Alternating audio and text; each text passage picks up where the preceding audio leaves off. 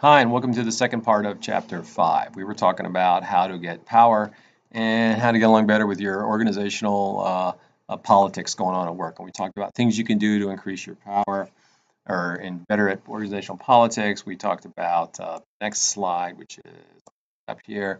Things you can do, especially with your manager, right? Including do favors for your manager and help them out.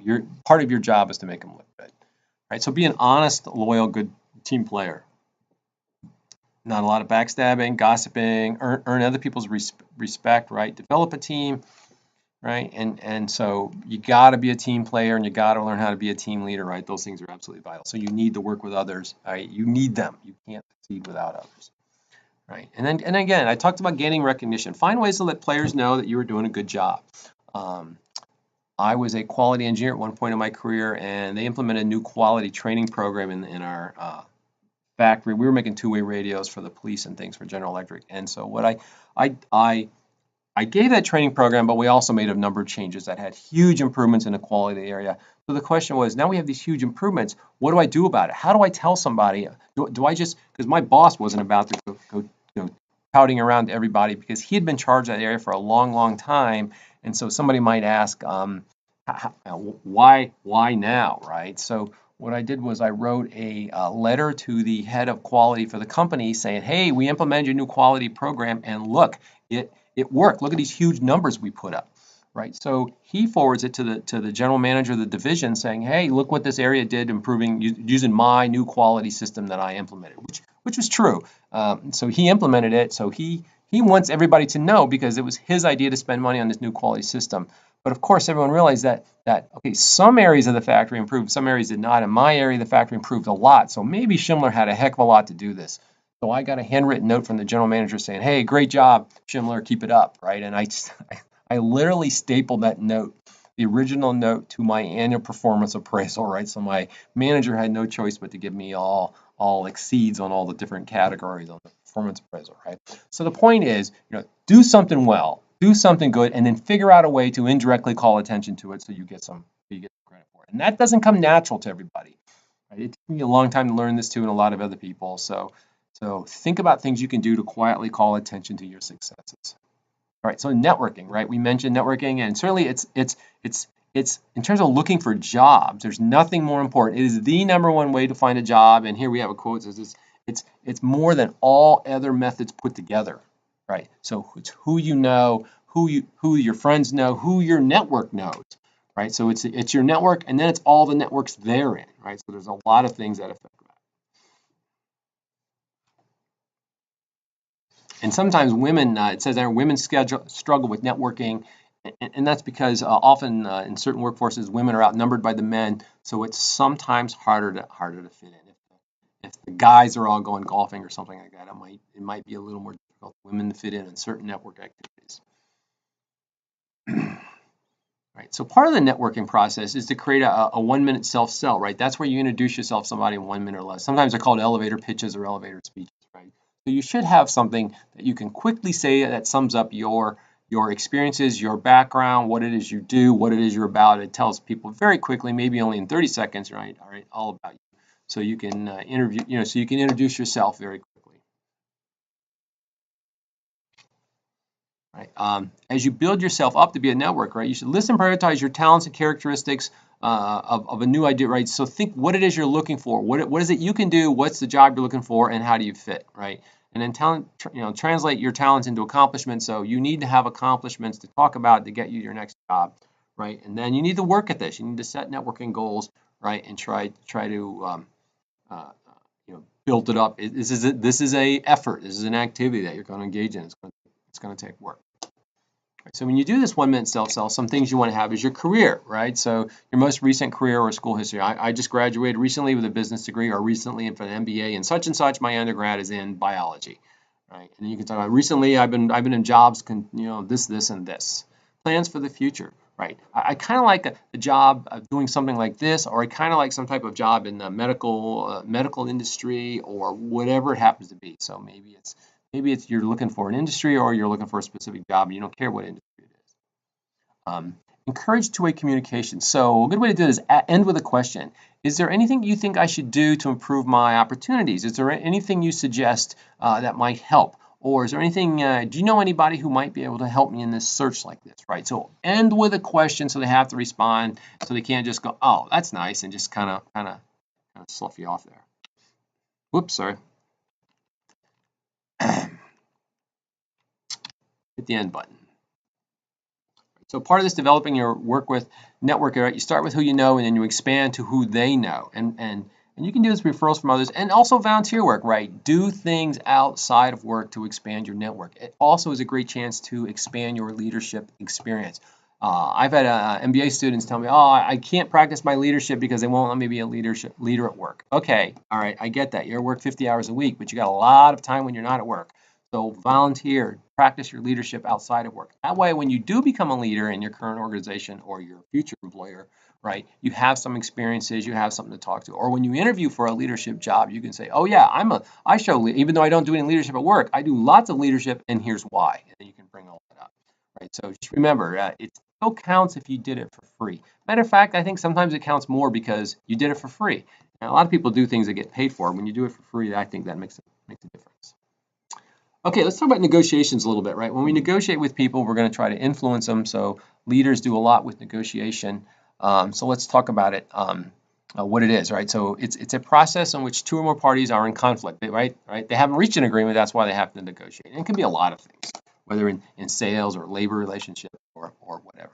Sometimes negotiation, this is often, but sometimes it's a zero-sum game. So when there's a winner, there's a loser. Sometimes that's true. But sometimes if you focus too little, you say, well, if you're buying, I don't know, you're buying a used car from somebody, right? And you say, well, that's a zero-sum game. If one person pays more, they lose. But if they pay more, the other person gains. Yeah, that's true. But maybe there's other things that could happen. I will deliver the car. I will give you a warranty. I will do this. I will do that. So maybe you need to expand the scope of the negotiations. Just negotiation on price. Maybe you should negotiate on other things. Hey, you need to throw in a free brake job or something like that. Right, so you need to work on things, and you need to ask for things that are more valuable to you than they're valuable to the other person. Right, so that's what we call a win-win. Right, you both have a better deal than just dividing up whatever's currently on the table. Right, and again, all parties. The last bullet's true. All parties should think they have a good deal. That's one side of your job's not to beat the other person's submission. Right, your job is to come up with a deal that everybody likes and will honor. It's a negotiation process, right? We start out with plan, right? If you're going to negotiate for a house you're looking to buy, you need to do your homework, find out what houses cost. You need to find out what repairs on cars cost, or what a car's worth, what a Kelley Blue Book, things like that. So you need to do your homework before you negotiate. And if your negotiation is salary, you sure need to do your homework before you start finding out what does a company pay, what does this job typically pay, what's the cost of living in that area, all that kind of thing. Right? There's really just no excuse for not doing your homework before you enter into negotiation. Right, not just the typical results of a negotiation that you're about to enter in, but you research the other party. So again, if it's an employer, what do they offer? What do they typically have at the table? What's normal? What might they have, right? And you might set like a lower limit. I'll only take this much. I have a goal of this, but I will only take this much. And develop options and trade-offs. So one of the things we talk about is what happens if there's no deal? Right? How desperate are you? So you need to get all the options you can. In car shopping, it's kind of easy. There's lots of cars for sale, so you would have 2 or 3 cars that you like, and then start negotiating with all 3 of these people at the same time. So if somebody says, "Oh, that's it, take it or leave," and you're like, "Well, that's not the deal I want, so I'm leaving it," right? And so you can make deals. You can make a deal with that. So the more options you have, like when students graduate college, they try to get more than one company interested in a time, and they can much better negotiate about salary. So negotiation process, what you should do, first of all, develop a rapport where you start out friendly, right? We're not going to come out swinging. We're going to start out in a polite fashion. So we have to have communication. How are we going to solve this thing we can't communicate? So we come out swinging, we can't communicate. So you develop a rapport where you start talking first, right? And then focus on obstacles, not the person. It's not that you're wrong or I don't like your offer. It's let's talk about how we might resolve this thing.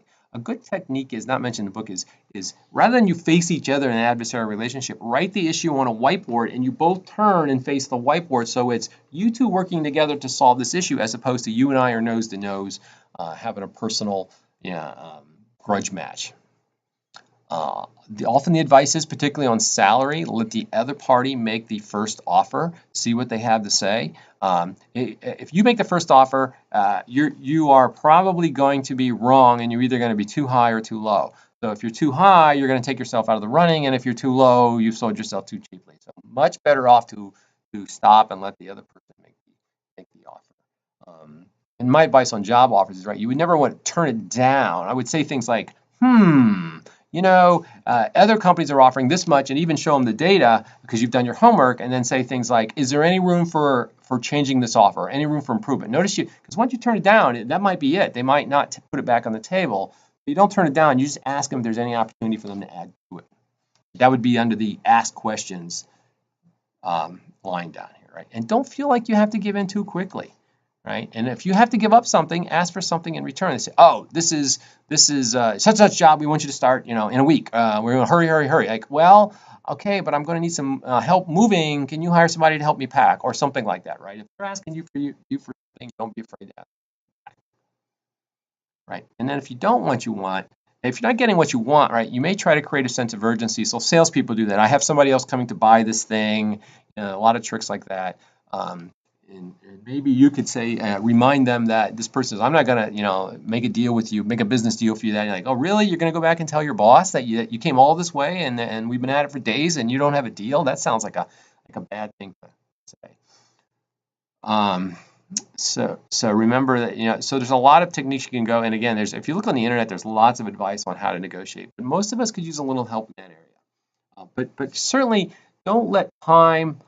If you're not sure, don't agree to something, particularly if it's big. Right? Don't be pressured into making a deal that you regret later. So just say, I can't decide. If somebody's trying to sell you a car, you got to buy this car right now. Yes or no? Yes or no? Well, then no. I'm not ready to say yes. So if you tell me maybe's not okay, then the answer is no.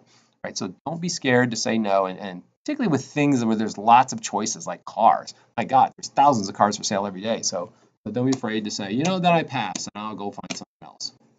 And see it, and an amazing number of times suddenly there's more time on their part and they can keep talking to you. If you do make a negotiation right, get anything in writing. When you get in writing, quit working on it right. But you need to do what you can to keep a personal relationship with this person, because a lot of negotiations happen, more than once, in multiple settings. And if there's no agreement, right, sometimes there just isn't, and learn from the failure. Why isn't there anything? And you should already know what plan B is. If there's no agreement, what are you going to do, right? And then ask a person, after the fact, say, what would it have taken to make a deal? And maybe you'll find out there's something going on you didn't know about.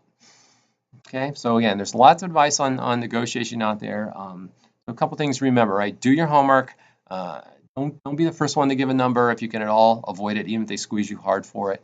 Right? Listen, you need to give them something that has more value to them than to you. If you're not giving them anything, why would they agree, right? So you need to give them something valuable. To figure out what's more valuable to them than to you, you need to listen. So there's lots of opportunities for that.